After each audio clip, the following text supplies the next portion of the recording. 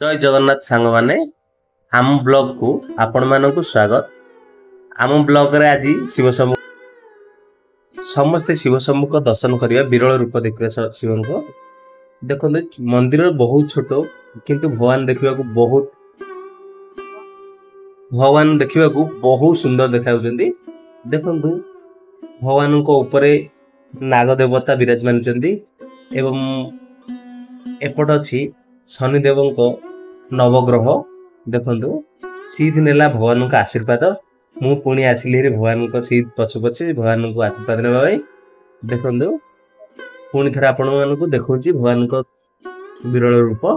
केते सुंदर होची। मंदिर टी छोट हेले भी बहुत पूरा पत्थर तैयारी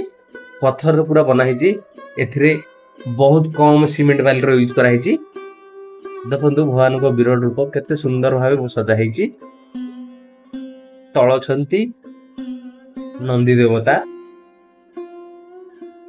एबे आमे दर्शन सारी बाहर को पदा को जीवा पदार केमिति कोन अछि आपण मानकु देखेबी सीधी लागी जाई सेठी विभूति नेबारे देखंतु मंदिर को पूरा चारि साइड लिचु लाइट रे सजा हिची ऊपर अछंती शिव पार्वती गणेशंको स्टैच्यू आउ लाइट रो झलक रे भगवान बहुत सुंदर देखा जंती आउ अन्नी भी सेपटे हमको जगी जंती आमे एपटे दर्शन करूचु भगवान को अन्नी पछर अछि हम वीडियो करचंती अन्नी देखंतु मु वर्तमान भगवान को दर्शन करी बाहर को आसी किंतु मझिर अच्छी सीधी सीधी सेठी गोटे डाबार विभूति अच्छी सी ताही लगी जाइए सीधी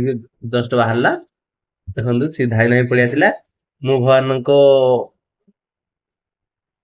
पाद स्पर्श करी रिटर्न करछि। जय शिव शंभु